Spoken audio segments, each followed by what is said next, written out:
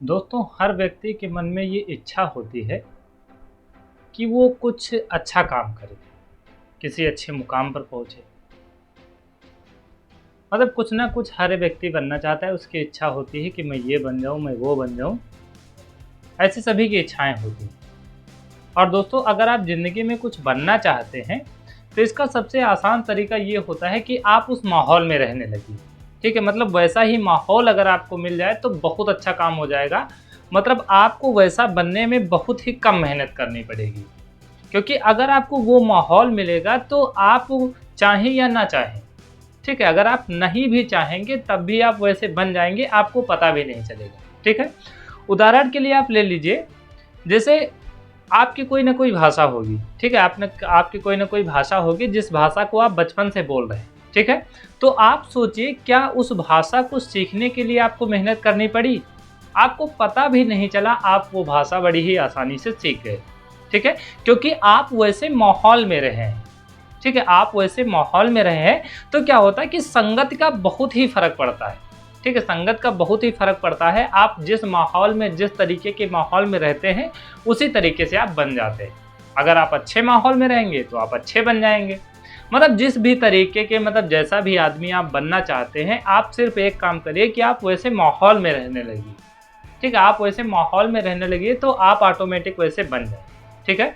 तो अगर आपकी ज़िंदगी में कुछ इच्छा है, आप कुछ बनना चाहते हैं, तो आप पहले ऐसे लोगों से मिलिए जो वो काम कर रहे हैं। जो भी आप बनना चाहते हैं, मुझे नहीं पता आप क्या बनना चाहते हैं, लेकिन जो भी आप बनना चाहते हैं, आप उसी तरीके के व्यक्तियों से मिलिए।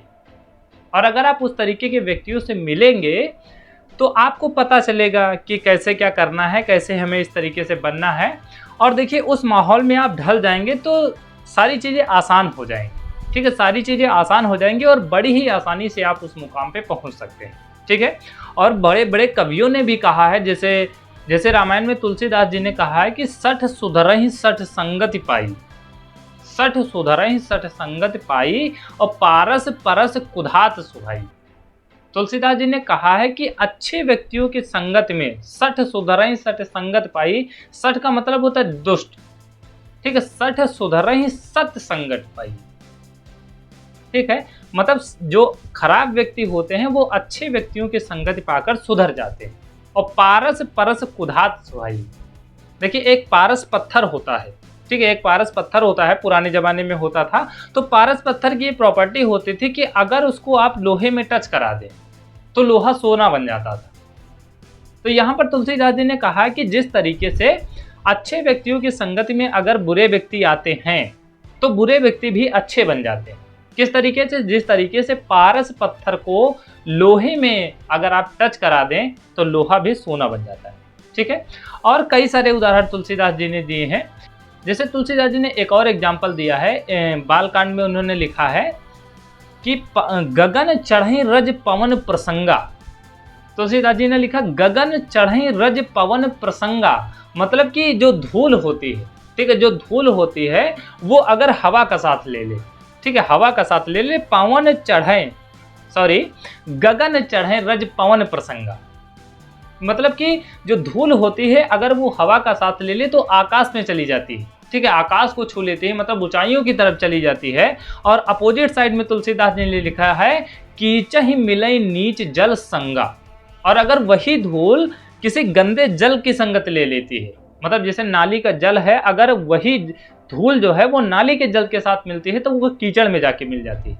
मतलब देखिए, अगर वो हवा का साथ पकड़े तो वो आसमान की तरफ, मतलब ऊंचाइयों को छुएगी। अगर वही गंदे जल के साथ में मिल जाए तो वो नाली में जाके मिल जाएगी। तो यहाँ पर तुलसीदास जी ने कहा है कि गगन चढ़ई रज पवन प्रसंगा।